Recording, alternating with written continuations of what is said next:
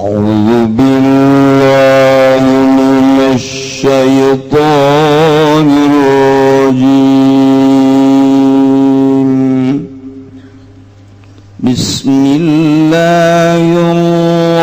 الرحمن الرحيم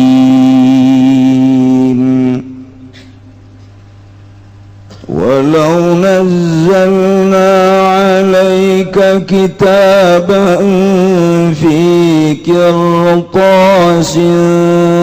فلمسوه بأيديهم لقال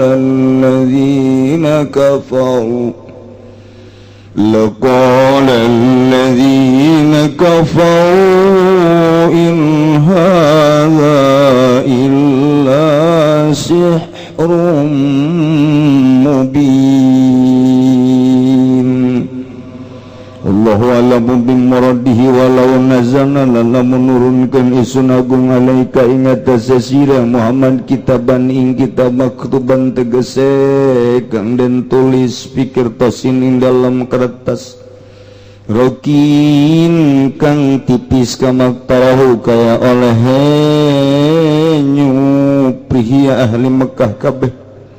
Pala masuk maka pada ngagepok di ahli Mekah kabehu ing kitab biaidihim kalawan pirang-pirang tangan ahli Mekah kabeh ablagu min ayanuhu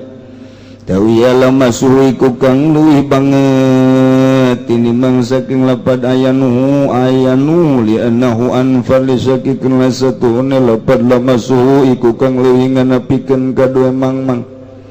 Laqala alladzina kafaru maka yakti ngucap sapa wong akeh kang pada kalupur alladzina kabeh ngucap-ngucap ing lapad in orana nama tegese orana hadza apa iki la iki kitab illa sihrun mubin angin iku sihir kang nyata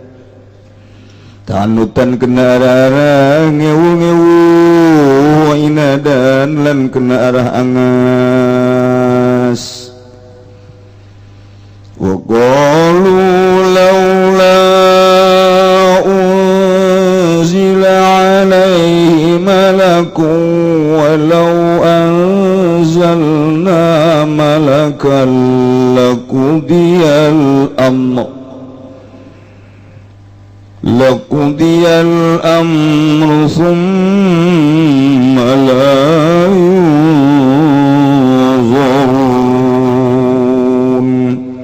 Allahu a'lamu bimuradi wa qalulan ngucap ya ahli Mekah kabeh laula lamun oranana ay halak tegese ana tah ora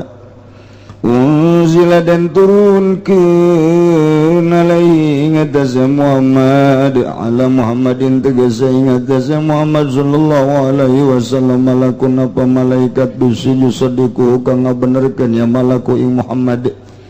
walau anzalna lan lamun nurunkeun isun agung malakan ing malaikat kama qatarahu kaya oleh nyupi ahli Mekah kabeh falam yu'minu maka orang ngarimankeun ya ahli Mekah kabeh laqudial amru maka yakti den hukum ya apa perkara bilakihim kalawan dan rusak ahli Mekah Malayun kari-kari orang dan ta'akan ya ahli Mekah kabayu maluna tegesa dan seriantakan ya ahli Mekah kabili taubatin kada taubat atau maghfiratin atau dan ampura ka'adatillahi kaya adat Allah fiman qablahum dalam wongkang tetap dalam sadurungi ahli Mekah min ihlakihim saking dan rusak ya man kabeh inda wujudi moko tarihim dalam nalikane anane panyuprihe yaman kabeh idalam yuminu tatkala orang imankeun yaman qablahum kabeh walau ja'alnahu malakan laja'alnahu rajulan walalabasna alaihim ma yalbisun wallahu a'lamu bimuradi walau ja'alnahu lan lamun anda daakeun isun agung hu ing kitab munazzala ilaihim tegese kang den turunkeun apa ilaihim maring ahli Makkah malakan ing malaikat laja'alnahu maka yakti anda dadakan izun agung ing malak ail malak tegese malaikat rajulan ing lanang ala suratihi tegese ing atas rupane rajul liata magkanu min nuryati darapan yang takongang ya limaka kages kabeh saking ningali ing malak idla kuwata lil bashar la ruyatil malak karena ora kuat iku maujud kade manusia ing atas ningali malaikat walau anzalnahu lan lamun nurunkeun izun agung ing malak wa ja'alna lan dadakeun izun agung ing malak rajulan ing lanang lalabas tamaka yakti nyarupakeun izun agung sabana tegese nyarupakeun izun agung alaihim ing atas nyalirukeun izun agung ing atas ahli Mekah mayal bisuna ing barang kang saliru ahli Mekah kabelaan pusing ing atas pirang-pirang awak ahli Mekah biaya qulu kalawan yang tangucap ya ahli Mekah kabeh mahadza ing lapan mahadza illa basyarum mitlukum maranana apa ikilah iki malak angin iku manusia kang umpamane sira kabeh walaqad istuhzi'a bi rusulin min qablika fahaqa bil ladzina sakhiru minhum فحاق بالذين سخروا منهم ما كانوا به يستهزئون الله أعلم بمراد والله أعلم بمراد walaqad istuhziya demi yakti teman-teman dan guguyon kenapa birusulin kalawan pirang-pirang utusan min qablika kang tetap saking sadurunge sira Muhammad bihi tasliyatun ikut tetap ing dalam ayat walaqad istuhziya utawi ngabeberah lin nabi kade kangjeng Nabi sallallahu alaihi wasallam wa maka tumurun nazalat tegese monggon biladzina kalawan wong akeh sakhiru pangbadang aguguyan ladzina kabeh minhum saking alladzina apa makanu barang kang ana ya ladzina kabeh kalawan maiku ngaguguyon-keun ya ladzina kabeh wa huwa lan utawi ya al azabu iku siksa fakaza yahiku bimastahza bika wa kaza fakaza maka halika yaiki laiki haqo yahiku menggon ya azab kalawan wong kang ngaguguyan yakman bika kalawan sira Muhammad bika kalawan sira Muhammad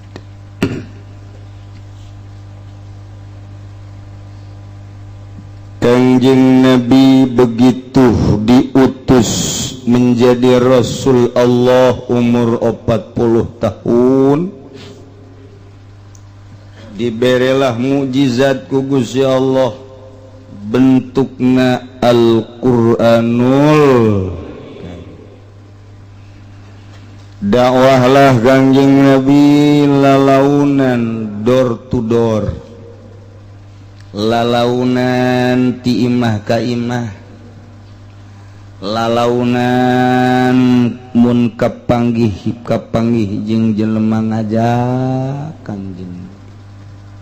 itulah dakwah Kanjeng diawali kulalaunan heula kabelah dieuna cek Gusti Allah fasda bima tu'mar wa a'rid anil jahilin Muhammad sampaikan apapun yang terjadi marah tinggal marah tinggal kehel bendu tinggal bendu sampaikan Kanjeng Nabi langsung nyampaikan dakwahna tabligur risalah nauhidkeun ka Gusti Allah nganyatakeun bahwa dirina diangkat sebagai rasul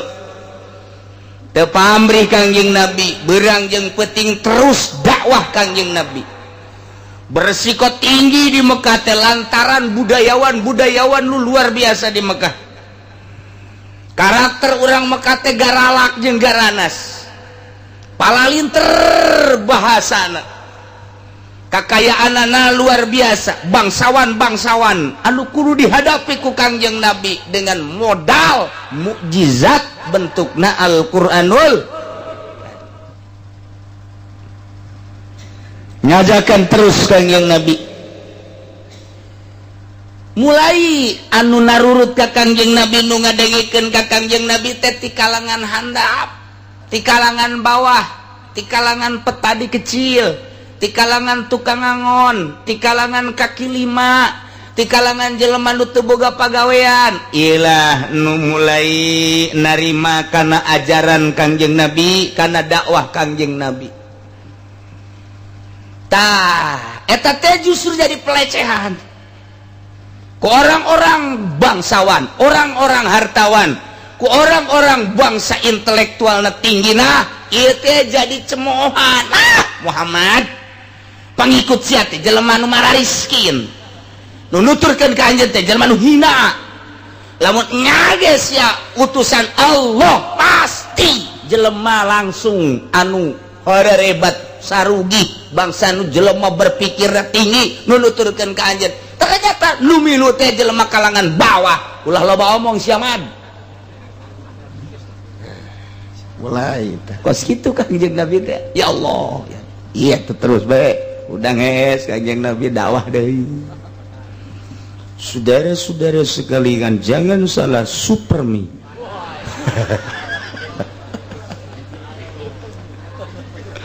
Aduh, dakwah teh kos gitulah. Lantaran Kangjeng Nabi terus bae dakwah, garieungeun pan jelema bangsawan teh, garieungeun pan jelema hartawan teh, garieungeun pan jelema-jelema nu boga pangkat. Aya eta Muhammad teu eureun-eureun ngajakan bae, emang nyana boga naon sih? Tanyakeun. Coba tanyakeun ka ditu. Eueun udek nanya, kabeh ge. Jaya hate leutikna mah sieun kabeh ge. Jol aya moy paman Abu Jahal. Cukup Abu Jahal cukup. Eta lo aing Muhammad ngajakan bae ngimankeun ka pangeran teu kadeuleu pangeran ge. Majar teh nyeun langit jeung nyeun bumi. Coba bejakeun nyana kekuatan nyana boga naon eta ti Gusti Allah, ti pangeran. Sok haju ngaku-ngaku jadi rasul. Tanyakeun, bejakeun kita ku aing gitu. Atuh aya mandat tim bapa mah dae pulang atuh. Aya Abu Jahal muara jasa. Nu diutus supaya nanya ku Abu Jahal, hiji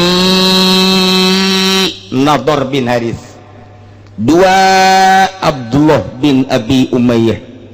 tilu Naufal bin Khuwailid. Coba nanya ka ditu si Abu Jahal, aing di dieu nungguan moal ka mamana aing bari ngopi. Tanya ka ditu, Mad aya naon cek Kangjeng? Emang anjeun ngaran Abu Jahal eta ngutus kami, maksudna cenah sia ulah sok sacablakna sungut aing ngajak teh. Dia tuh sungut kul masa kikieuna bae cekeun. Lain kitu. Ieu ngajakan bertauhid ka Allah, ngajakan iman ka Allah, ngajakan iman ka anjeun bahwa anjeun teh utusan Allah. Boga kakuatan naon sih? Bejakeun ka mangkula boga Al-Qur'an gitu.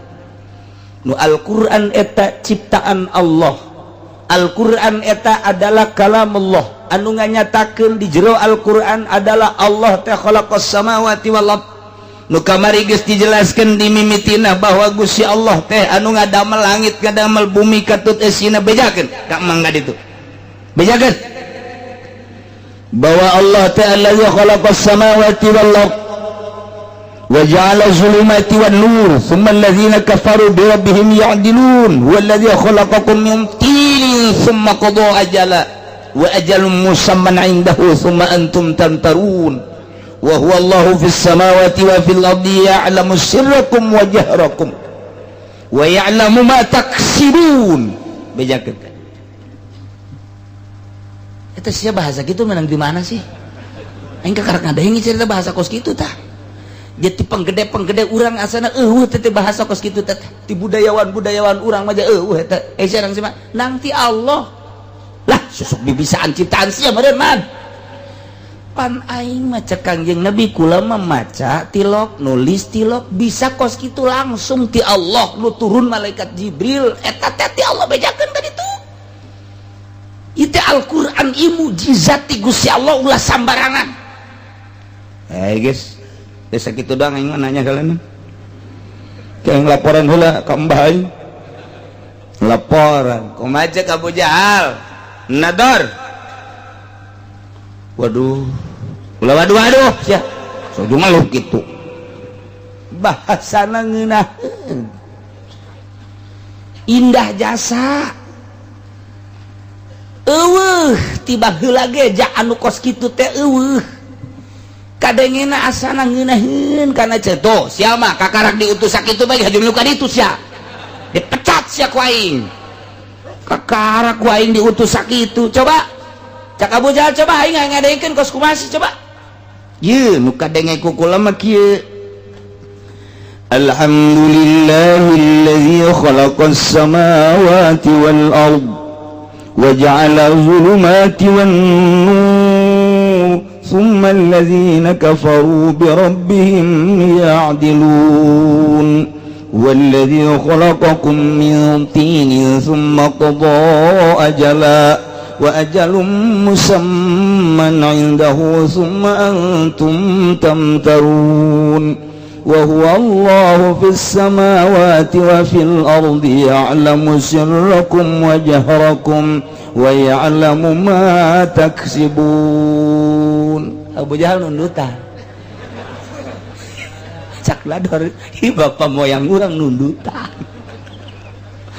ngorejat teh terus kamana terus emang geus anggeus jaheu jeung ngeunaheun cak Abu Jahal teh. Tapi sia diulah ararima delana cek heula tuh tapi bener oge cek Abu Jahal ditilik-tilik we teh bahasa sahanya atuh puguh bahasa pangeran teh cek Haris teh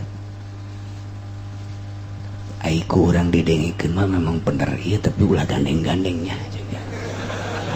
ulah nembus ya ulah nembus hate aingnya sebenarnya ieu cek eta teh lain deui teh ngadenge bahasa-bahasa kos ditu teh mah lain bahasa manusia. Aduh, cak nopal deh orang iman mah yes ya,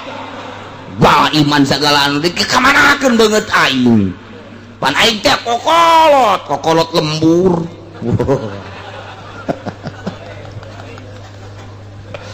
aingnya kudu milu ke budak kamari,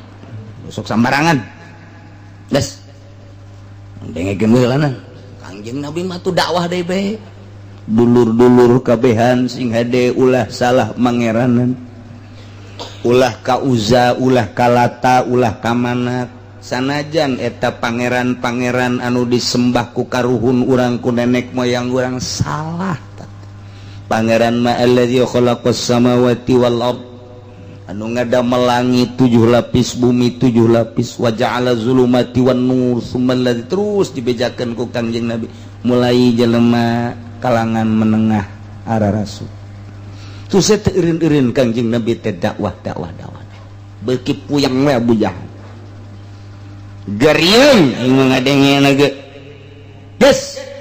coba nador coba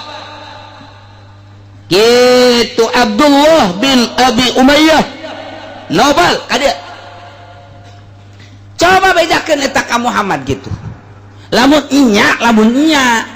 bahwa anjina eta si Muhammad eta diutus jadi rasul kemudian nyana dibere mukjizat Al-Quran bejakeun gitu kanyana ka hayang mah ditonton gitu turuna ditonton lamun endek turun deui ayat bejaan urang kabehan urang leuleuh bahkan diiring ku malaikat ulah loban-loban opatan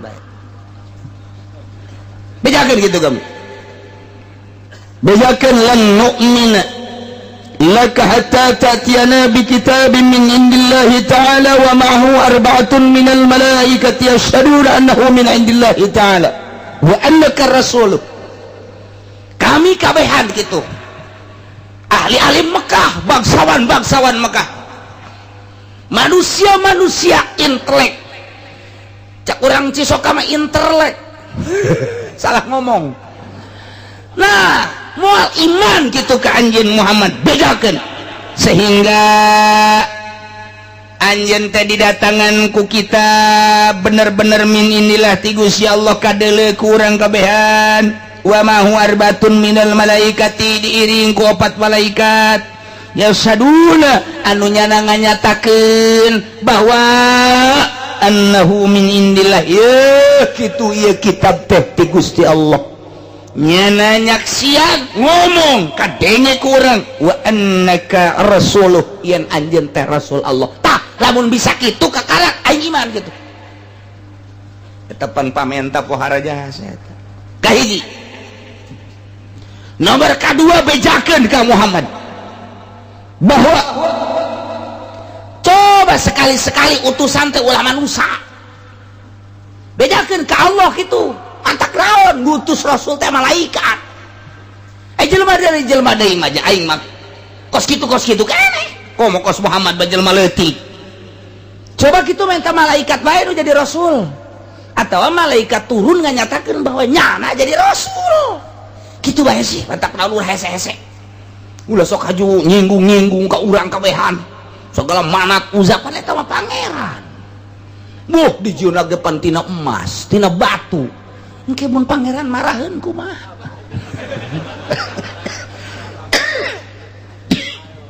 ya kan Muhammad ulah sok sambarangan ngomong hiji coba kitab turunkeun iringkeun ku malaikat bejakeun bahwa ieu Quran teh abdi Allah jeung anjeunna bahwa anjeunna rasul Allah kahiji mereka biana bejakeun gitu anu bagus mah mantak naon gitu turun be malaikat nyaritakeun bahwa nyana diutus ku Gusti Allah atawa nyana nganyatakeun bahwa anjeun sebagai utusan Allah cung kitu bejak turunlah ayat ieu sasakalana kos kitu asbab nuzul barang mantas dipentak ku penggede Mekah malaikat Jibril turun ka Kangjeng Nabi mawa ayat walau nazzalna 'alaika kitaban fi qirtasin fanamasuhu bi aydihim laqala alladhina kafaru in hadza illa sihrun mubin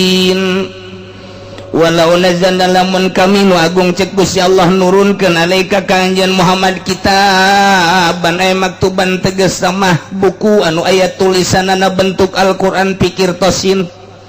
dina kertas anu lembut anu ipis sakumaha pamenta ahli-ahli Mekah kemudian kunyana dicarerekel diusap-usap andai kata kahayang nyana dilaksanakeun turun ti langit aya kadele dicekel kumanehanana kuleungeuna eta teh tetep bae moal iman kajen kukumaha ge lakola niscaya jelema-jelema anu kalalapir mah ngomongna ge moal iman ieu ka anjeun pasti ngomong teh in hadza illa sihrum mubin nyana sakitu deuleu ti luhur langit turun ka handap ditampa dicekel dibuka kujana dengan kertas anu ipis anu indah dengan bahasa anu indah tetep bae nyana ngomongna teu aya deui mah kitab kecuali sihir Muhammad ieu mah kos kitu bae jelema teu iman mah boro-boro keur salah keur benerna ge jelema teu sepatu kitu bae ulah oyak Muhammad ulah goyang Muhammad ulah gimbir Muhammad sanajan nyana imbul penghinaan tetep anjeun teruskeun dakwah pamenta tinggal pamenta ulah dikukumahakeun sebab andai kata dibuktikan kahayang nyana Quran turun di langit diiring ku malaikat dicekel ku nyana dibuka ku nyana niscaya nyana moal iman ka anjeun lantaran hatena geus ditutup ku Gusti Allah pasti ngomongna in hadza illa sihrum kahiji nomor kaduana pamenta Abu Jahal jeung berikut para penggede-penggede Mekah teh hayang diturunkeun malaikat coba atuh sekali-sekali utusan teh malaikat atawa diutus malaikat jangan nyatakeun bahwa Muhammad teh sebagai rasul Allah coba turun deui malaikat Jibril mawa ayat wa qalu laula unzila alaihi malak walau anzalna malakan laqudiyal amru thumma la yunzarun. Allah alam bimuradi wa qalu cik ahli Mekah laula hala laula di dia tel ngaranna laula tahdid lantaran laula teh cik ahli nahuma aya dua aya laula imtinayah laula tahdidiyah. Lamun laula asubna ka jumlah ismiyah eta laula teh laula imtinayah. Lamun laula asubna ka jumlah piliyah asubna ka jumlah piliyah mah disebutna laula tahdidiyah. Istindak alpiyah dijelaskan wa bihimat tahdidum mizwahala ala ala wa aulian hal fi'la nu mantak di dieu ge asupna kana fi'il berarti tahdid ieu teh maksudna mah ngagegereh men ta ahli Mekah teh hayang teuing atuh diturunkeun ka Muhammad teh malaikat yusadiquhu nu ngabenerkeun malaikat ka Muhammad. Coba bejakeun ka Muhammad malaikat teh turun atuh aju ngomong ke orang saya malaikat diutus oleh Allah untuk menyatakan bahwa manusia yang bernama Muhammad itu adalah utusan Allah. Aju leng kaluhur deui urang ge iman ai kos kitu mah atuh padi teu puguh teu kaharu sapira anak si Abdullah sapira anak si Aminah budak kamari yatim ngaku rasul aju eueuh nu ngabejaan malaikat bahwa nyana rasul deuk kumaha percayaan urang atuh. Penghinaan anu luar biasa kakang mata lamun kuari dihina tah ku jawara-jawara sacablakna ngahina ahli Allah memual gimbir saya tika-tika acan teu kudu dilawan ku peureut teu kudu diciduhan ku kiai Allah nu bakal ngutuk ka eta jelema tungguan tinggal sababaraha waktu bae poe bulan tahun baekeun mun teu ringsak tujuan jihe tuh sang tiba lagi tiap ngalawan wali-wali Allah mah nyanana nu raringsak ngeringsek pokokna mah tilok dilawan antepkeun bae emang kunaon kitu ge teu kuat nya nama loba senjatana dilawan cicing bae ngadoa ulah cuan kiai teu meunang ngadoa lantaran ngadoa batal ka kiaianana kakarak diciduhan kakarak diomong kakarak dihina nyana geus kadoa Gusti perih-perih teuing cak Allah can sakumaha sia masa kitu mah atuh diciduhan ge ti imahna teu datang-datang acan ka pipi sia diomongkeun ge sia teu ngadenge sia mangan bedah kabar doang ti batur tapi sia geus kadoa batal jadi wali aing ulah geus bae aya nu ngabejaan ka urang bahwa si anu ngomong-ngomongkeun kitu ka kiai teh anu seri bae urang oh kitu nya geus bae sungut-sungut nyana digerakkan atau digerakkan ku Allah urang nang Allah atuh kumaha nyana bae geus antepkeun lulus cek Allah sia lulus ya lulus mal kebal ge diusir sia ya lulus ji atuh mantap ka Allah bae ulah mun tayang ka jelema kakarak mantap encan dikukumahakeun diciduhan ge di imana tih aing mah neuleuh kiai eta keul jasa greget jasa gila aing mah jauh imahna nyiduhan ka kiai teu datang-datang acan antepkeun ajunya nana ngomong segala anu antepkeun aya Allah ieu aya Allah mun tayang maka Allah ngan ulah ka ngadoa canna naon encana naon mun ngadoa batal sedangkan lamun ngadoa mah diijabah atuh wali mah pan cak ieu bae Gusti coba bae teu mah dibere stroke saeutik bae stroke ulah antepkeun bae mah lamun ngadoana Gusti eta jelema nu ngahina ka abdi ai abdina mah dihina teu masalah tapi agama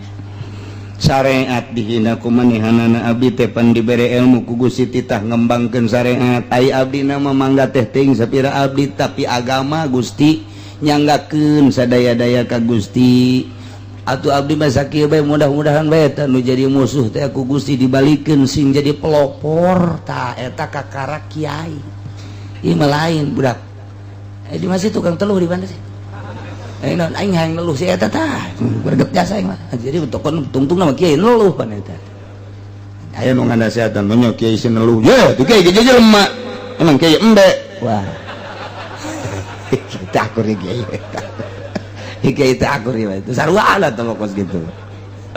ulah kitu deuleukeun Kangjeng Nabi dicaci dimaki sugan ngalawan teh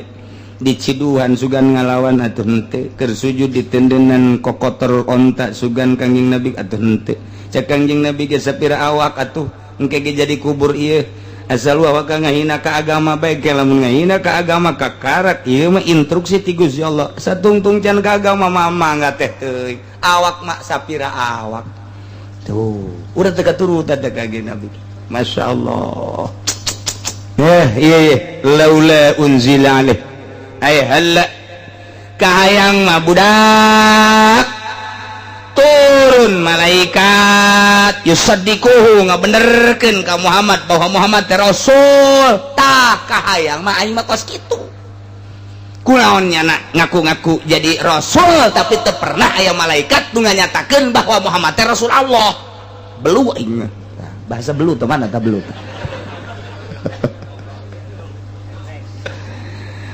Tempat cek Gusti Allah ye Muhammad walau anzalna malakan lamun teh mah kaula nurunkeun malaikat ka maktarahu sakumaha kahayang maranehanana nganyatakeun malaikat teh bahwa anjeun teh rasul kaula tetep bae datang tinggal datang malaikat di mana bae malam yu'minu nyana moal iman ja emang keheul jeung geuleuh ka anjeun teh malaikat diturunkan sakumaha pamenta manehanana haju malaikat nganyatakeun bahwa anjeun teh sebagai utusan Allah utusan kaula tetepnya nama moal iman bae di Mekah mah lantaran nu ngajadikeun teh iman teh tilu perkara cak Gusti Allah ka ahli-ahli Mekah teh ka para ponggawa-ponggawa Abu Jahal termasuk Abu Jahal napis hiji dunia anu majadi ngajadikeun takabur ka dirina nomor kedua kapangkatan nomor katiluna ieu kemuliaan tilu nu ngahalangan ka manehanana teh maknya aing sugih maknya aing beunghar kudu iman ka Muhammad sedangkeun Muhammad mapan mawa syariat engke ieu teu meunang itu teu meunang sedangkeun dunia mapan kudu nikmati kalazatan jeung kangeunahanana engke lamun aing iman ka Muhammad meureun mabok teu meunang meureun zinah teu meunang meureun judi teu meunang aing teh beusi dilarang kos kitu sedengkeun dunia teh kapan luar biasa nikmatna cak jelema lain ahli Allah hiji nomor kedua nu ngahalangan iman ka Kangjeng Nabi teh adalah kapangkatan maknya pan aing mah gubernur pan aing mah bupati pan aing mah camat pan aing mah lurah pan aing mah RT ini RT baheula lain nu kuari lain ini mah keur carita di Mekah pan aing mah RT, pan aing mah RW, pan aing mah RK, Jaro, jore jasa teh Jaro.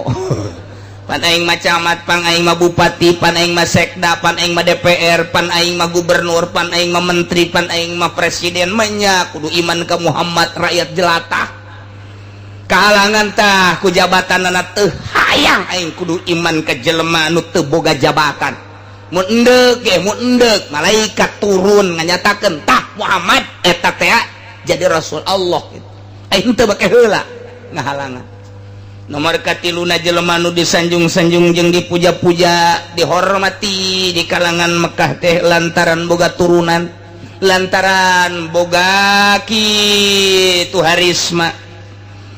Ta ieu teh jelema anu mulya boga harisma, sangat karismatik tah eta teh embungeun iman ka Kangjeng Nabi kahalangan ku kamuliaanna lantaran mun iman besi engke teu disanjung-sanjung teu dipuja-puja etalah nu ngahalangan iman ka Kangjeng Nabi Muhammad sallallahu alaihi wasallam jahoreng datang ka kuari eta kos kitu hiji dunia coba deuleu nu loba duniana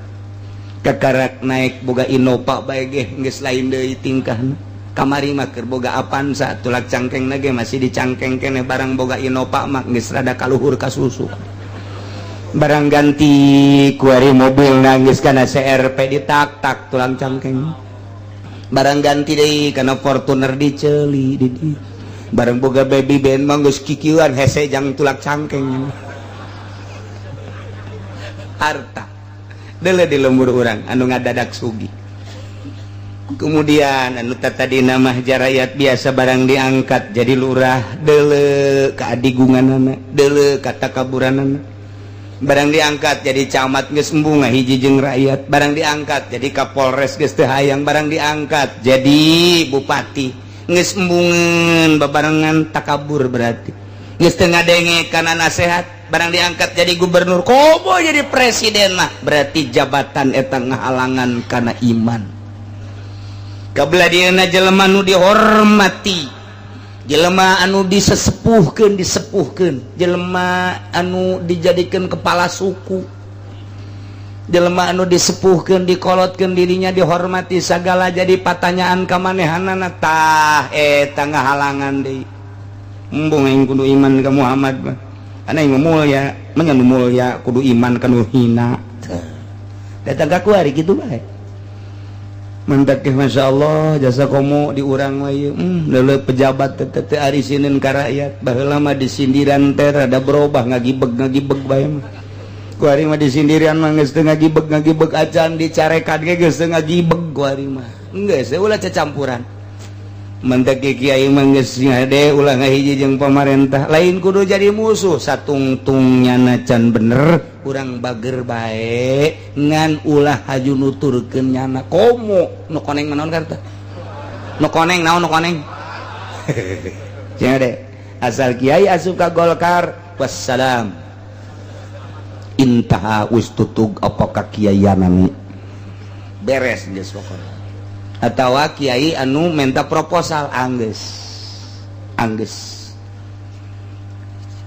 atuh kumaha cenah ngabangun menta ka Allah. Emang haram ulah nyaritakeun haram jeung halalna panjang nyaritakeun nu enggeus-enggeus di mana dibere proposal sumbangan bea kabeh geus. Masyarakat embung ngaji, santri embung ngaji. Emang haram ulah nyarita haram jeung halalna asal geus disumbang bae wallahu a'lam, ruhani naik teu hayangeun ngaji, ilmu tinggal ilmu. Kenyataan bae ieu mah kenyataan. Garut sagarut, Bandung sabandung, Tangerang mah alhamdulillah heueuh, nu kaliwat araya kabeh. Dideuleuh ku mata urang asal disumbang ku pemerintah wallahu a'lam, embungeun ngaji ka kiai. Geus ulah nyaritakeun haram jeung halal teh mah los bahas ka ditu haram jeung halal mah pagede-gede dalil. Loba nu ngahujah Imam Ghazali ge ngameunangkeun leg-leg ku sia Ihya. Ceknya nama aing teu maca meureun Ihya. Jauh ngameunangkeun cenah Imam Ghazali ge disumbang ku pemerintah malah terei ku sia malah mah. Tapi deleukeun ku sia nu enggeus bae teu kudu dicaritakeun ngaran-ngaranna, Pandeglang saha kiaina, Serang saha kiaina, Tangerang saha kiaina. Tinggal 3 deui ge teu sampurna santri. Nu hiji lehoan bae. Nu hiji ayo kenyataan deui. Kula mah deuk dipake ka bendu ge los, tapi aing mah pan karunya jasa ieu ka masyarakat. Deudeuh jasa ieu lamun geus ti lembur eta tadina nyana di naon didengekeun ajian anak kuari geus teu di ajian. Teu di ajian mah pae meureun. Ji, baca kula ieu bawel jasa bawel lawan ieu karunya tak ka kiai hayu urang babarengan lah sapira proposal.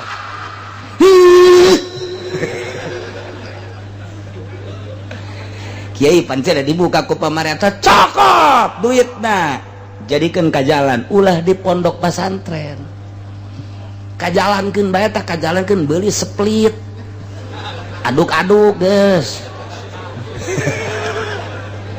Ya mah sakalian bawel ieu lantaran ieu jadi kenyataan 100%. Masya Allah anu kulanya hoba Tasik Malaya, Ciamis, Garut, Bandung asal geus kakenaanku koneng anggeus intaha wis tutug apa pondok pesantrene.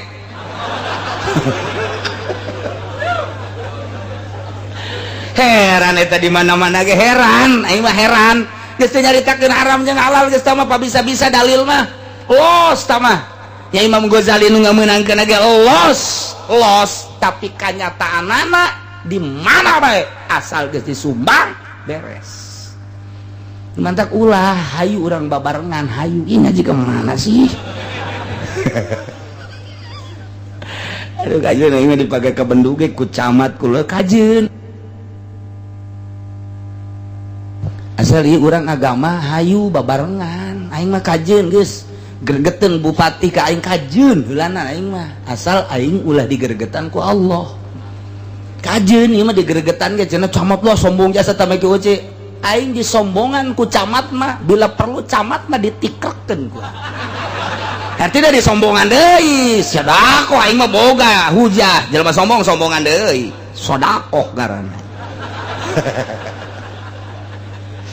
ayo guys ieu mana hancur aja Masya Allah lain lalagaan nih mah komo ka dieuna bisa nu ngomong sama kemari zaman orde baru atuh komo kuari 2 kali orde baru lebih jahat kuari maksudna ieu sanajan urang pondokna goreng pondokna jorek pondokna dek rubuh mun aya pondok dek rubuh keuna abak lah ulah dibangun ku duit pamarentah ulah nyaritakeun halal haram ulah nyatakna bae insyaallah ilmu gede ku gedena loba ku lobana ieu teh bisa disalurkeun mah deuk kumaha atuh ya cek Gusti Allah walau anzalna lamun kaula nu agung nurunkeun malakan malaikat ti luhur langit sakumaha kahayang para ahli-ahli Mekah nganyatakeun bahwa anjeun teh Muhammad sebagai utusan kaula tapi tetep bae anjeunna falam yu'minu teu ariman laqudial amru niscaya beres urusan teh maksudna beres bihilakim rusak sanggeus teh rusak summa la yunzarun moal aya waktu teu dibere waktu teu diengkekeun deui jang tobat jang mentah hampura sebab sakumaha adat Gusti Allah ka umat-umat nu baraheula memeh ahli-ahli Mekah dirusak dina nalika diayakeun pamentana ketika diayakeun pamentana nyana teu iman deuleu umat Kangjeng Nabi Nuh deuleu umat Kangjeng Nabi Hud deuleu umat Kangjeng Nabi Lut deuleu umat Kangjeng Nabi nu lain-lainna ketika jana menta ka rasulna menta ka nabina dibere ku Gusti Allah sakumaha pamentana tetep teu iman dia teu diengkekeun deui ku Gusti Allah sikat habis siksa tidak menutup kemungkinan deui anjeuna kamaranehanana ahli Mekah ketika naon pamentanya nah hayang diturunkeun malaikat kemudian kaula nurunkeun tapi tetap jaga teu ariman jag keheul ieu ka anjeun eta pan berarti ngundang siksa ke aing disiksa cek Gusti Allah entak moal diturunkeun kita deudeuh jeung jaah ka Kangjeng Nabi sehingga pamenta mun diturunkeun jababari jasad tapi Allah henteu daek nurunkeun nu matak teu daek nurunkeun niscaya engke mun diturunkeun tetep teu ariman lamun geus diturunkeun teu iman siksa nu aya mentak walau ja'alnahu malakan laj'alnahu rajulan walalabasna alaihim ma yalbisun wallahu alam bimuradihi Muhammad walau ja'alnahu mun kaula nurunkeun ka malaikat la ja'alnahu niscaya meureun ku kaula dijadikeun malaikat teh bentukna jeung rupana seperti lalaki lantaran lamun langsung malaikat diturunkeun ka dunia pan moal kuateun manusia maneuleuh malaikat contona Kangjeng Nabi ge pernah menta ka Gusti Allah hayang neuleuh malaikat Jibril nu aslina eta teh begitu Kangjeng Nabi dibere ku Gusti Allah neuleuh malaikat Jibril nu aslina kakarak jangjangna doang ge sabeula gusya eleh Kangjeng Nabi langsung pingsan eta sagede Kangjeng Nabi atuh komo sagede bangsa musyrikin kuari lamun turun malaikat ka Cikupa beres kabeh Cikupa rata ujianna Cikupa moal kuat emang kumaha kitu neuleuh malaikat berarti kan lamun kaula nurunkeun malaikat jangan nyatakeun bahwa anjeun sebagai rasul jangan benerkeun bahwa anjeun sebagai rasul kaula niscaya kaula nurunkeun malaikat eta meureun bentuk lalaki sakumaha sok datang ka Kangjeng Nabi bentukna kos Kidahiyatul Kalbi hiji urang Arab nu pangkasep-kasepna Kidahiyatul Kalbi tah malaikat Jibril teh sok ngarupa Kidahiyatul Kalbi ketika madep ka Kangjeng Nabi lantaran lamun langsung bakan waslina Kangjeng Nabi moal kuateun tah atuh ieu ge kula nurunkeun malaikat jangan benerkeun ka anjeun dideuleu meureun ku ahli Mekah moal kuateun paralae hatung ge lamun kula dak nurunkeun supaya aman atuh meureun pan kula ge meureun cak Gusti Allah aing agung ngarobah bentuk malaikat jadi bentuk lalaki hiji nomor kedua engke walau anzalnahu wa ja'alnahu rajulan lamun kaula nurunkeun malaikat bentukna lalaki jalabun lain lalaki mamual kuateun ieu atuh lalabasna alaihim mayalbisun atuh saliru engke ieu teh malaikat apa lain mun diturunkeun malaikat moal kuateun niscaya diganti ku rupa lalaki mun kula nurunkeun malaikat ti luhur rupa lalaki atuh engke saliru deui bae cak nya ieu mah lain malaikat di jelema-jelema keneh dek iraha benerna atuh pasti jelema teu iman mah kitu bae tah Muhammad tetep bae ulah dilingseuh ulah didenge pamenta diturunkeun kitab lain dek iman ieu pamenta yang turun malaikat lain dek iman ieu eta mangan sakadar ngaririweuh ka anjeun lamun nyana ngaririweuh ka anjeun ulah sok milu riweuh anjeun Muhammad tenang bae madak dibere pang beberah ku Gusti Allah ye wala qadistuhya bi rusulin min qablika demi yakin nyata geus diguguyonkeun bi rusulin berbagai rasul-rasul min qablika memeh anjeun samemeh anjeun teh rasul tiap dakwah teh disengserikeun ku kaumna Kangjeng Nabi Nuh disengserikan disengserikan ratusan tahun Kangjeng Nabi Hud disengserikan ratusan tahun Kangjeng Nabi Yusuf disengserikan sababaraha tahun Kangjeng Nabi Sulaiman kitu keneh Kangjeng Nabi Musa Kangjeng Nabi Isa termasuk anjeun disengserikan dihina dicemooh lain anjeun bae nu baraheula ge kararitu bae tenang bae lain hiji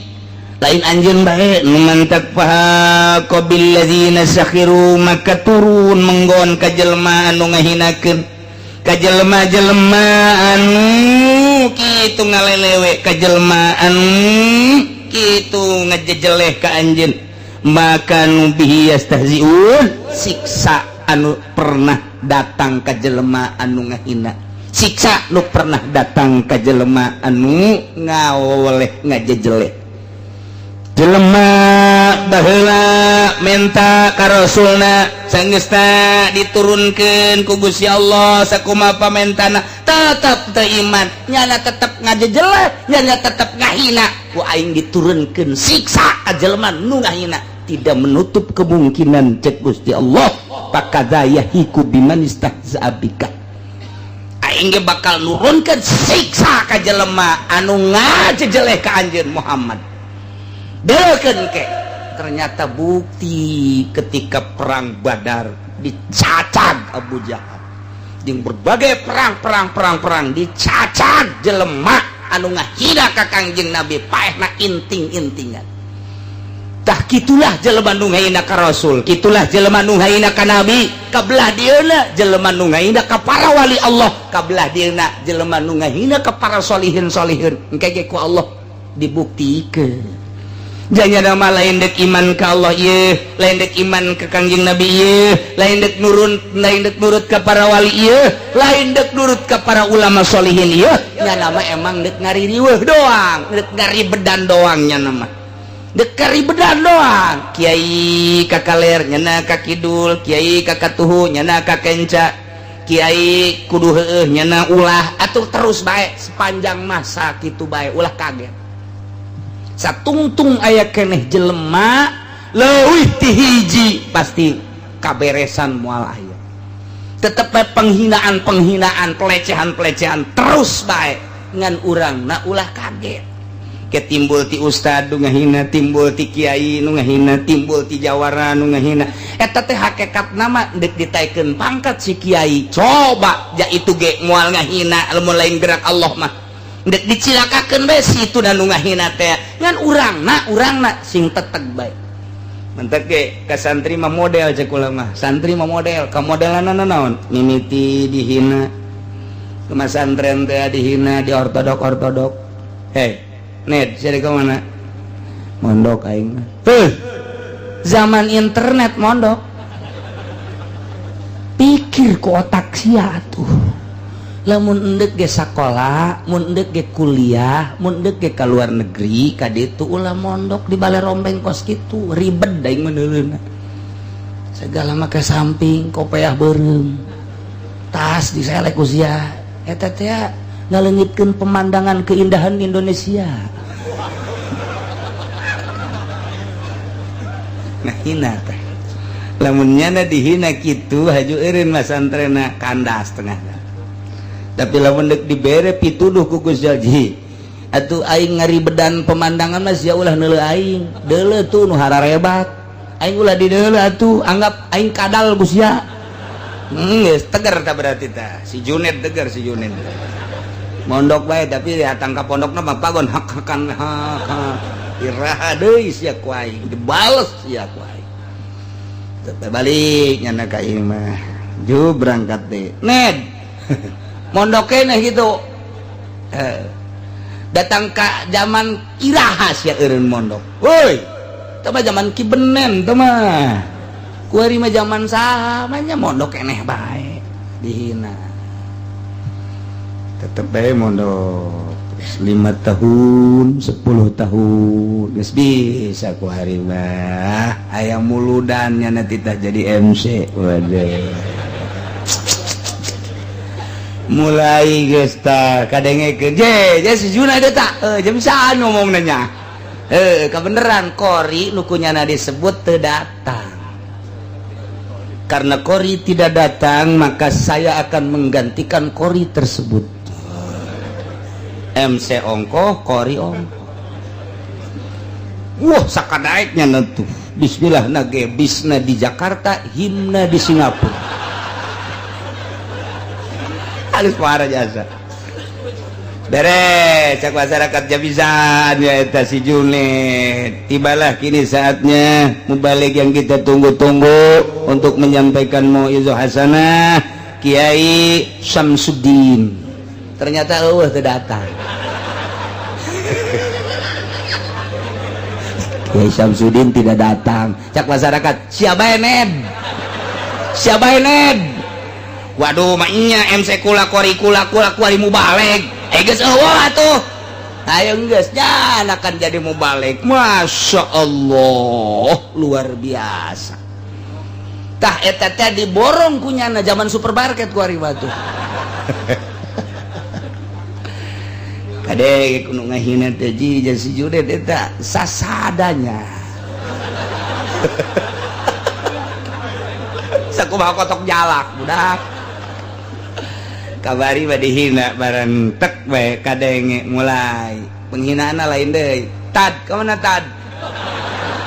sial jasa cek si Juned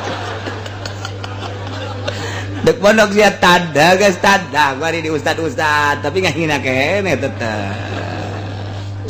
pondok deui geus 15 tahun herang pan kadeuleu mancrit kopeahna gitu pokoknya kepala KUA meleh megunya guys legeknya guys aya sorban guys nancep di dia Masya Allah mulai guys parawan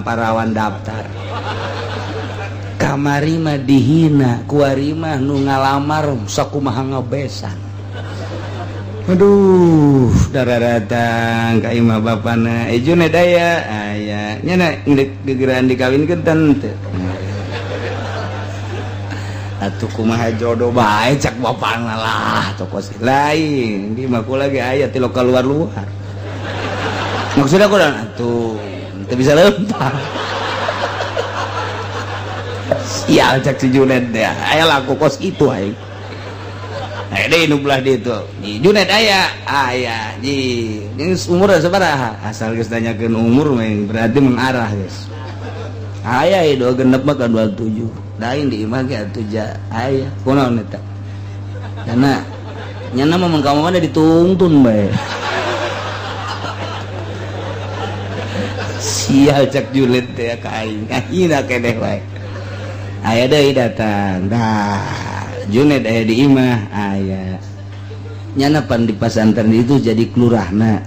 anakku lagi di pasantren awewe geus jadi lurahna kadengena makan ngeunaheun tah kadengena ngeunaheun kan teliti heula maksud teliti ke kumaha kieu aya waktunya nama santren eta umur sabaraha kerja nama santren umur 15 tahun aju kuari jadi lurah eta ngalurahan pondok kuari umur sabaraha geus 15 tahun di pondok jumlah 30 kolot cek si Junaid aing dikawin nganu kolot deui bae mulai tetep loba nu datang lain deui lantaran sinar ilmu mah teu pandang kasep teu pandang teu kasep lain deui hideung ku hideungna herang kapoe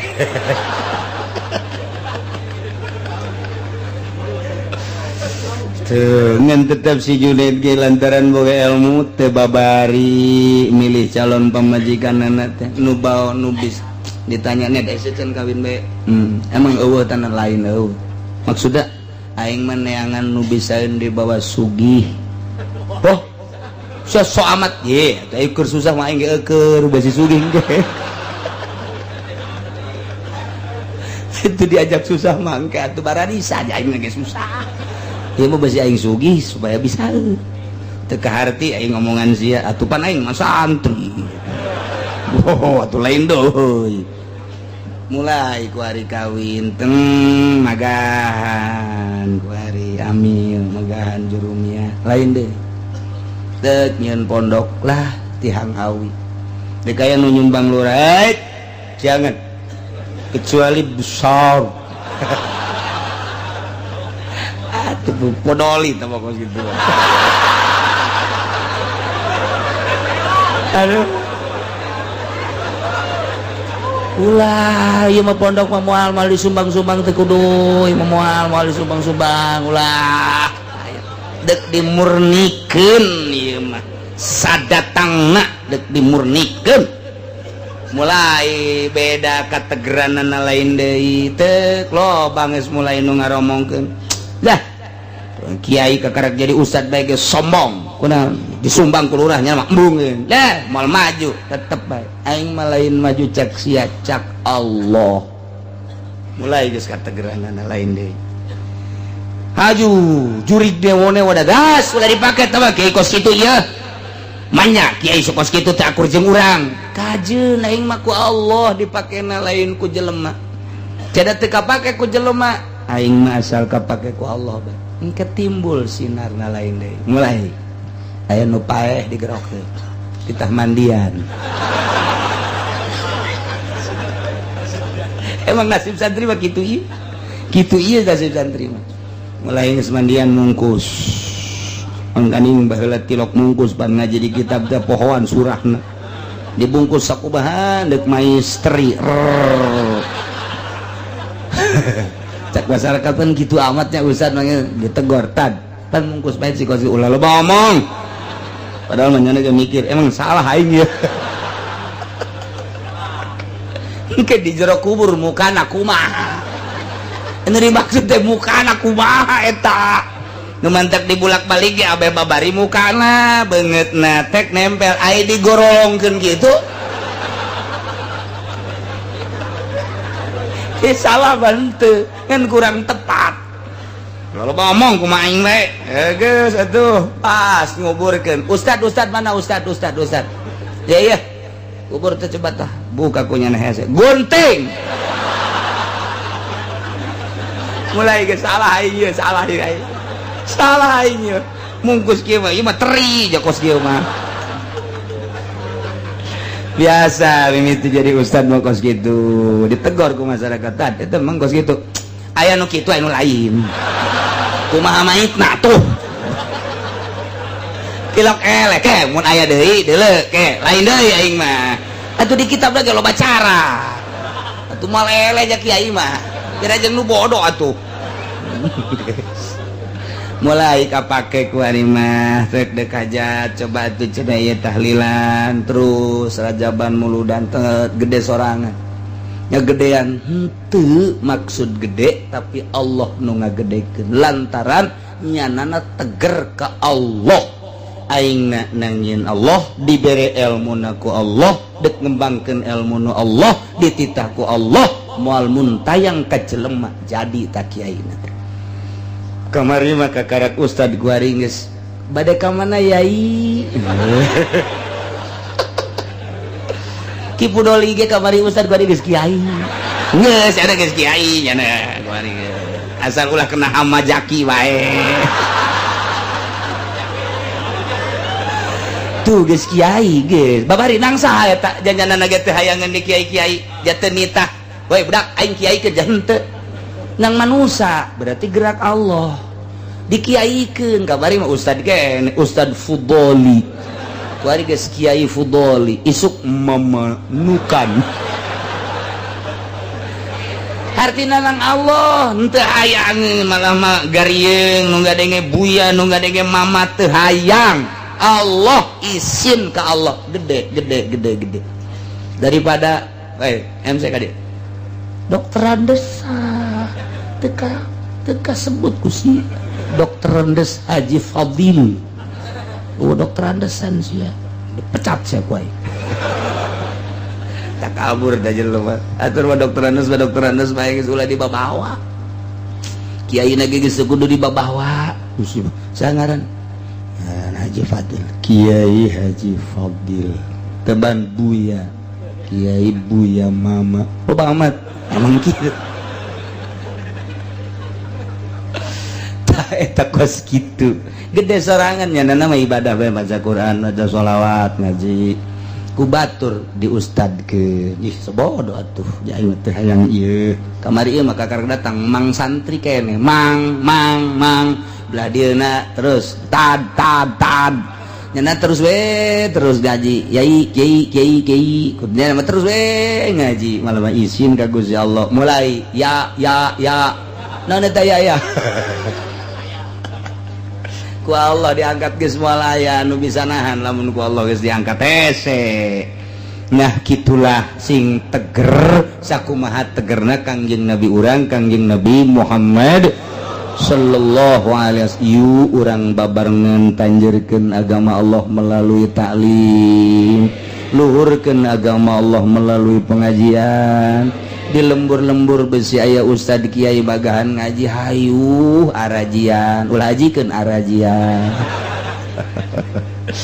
hayu esian besi aya pondok pesantren di unggal lembur anak urang datangkeun ka dinya keuna nyahoon maca Al-Qur'anul Karim kena bisaeun maca riyad takrib teu kudu jaka jauh-jauh heulanan babarengan ke mun anak da geus boga pilihan jakula geus ngaji amil di dinya hayang pindah ka anu mangga pindahkeun jadi engke hirup suasana teh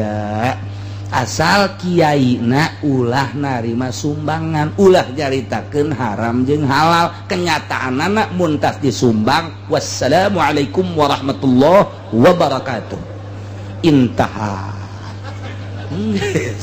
teh kenyataanna seperti eta mentak loba anu gregetan ka kula kajeun aing mah digergetan kajeun asal sing tabah sing kuat agama nu di pikiranana tuh ialah lalakon di zaman Kangjeng Nabi ahli-ahli Mekah anu ngahinakeun ka Kangjeng Nabi anu ngelecehkeun ka Kangjeng Nabi ujung-ujung nama engke bakal kena siksa ti Gusti Allah Subhanahu wa ta'ala masih berlanjut kul siru fil ardi wallahu a'lam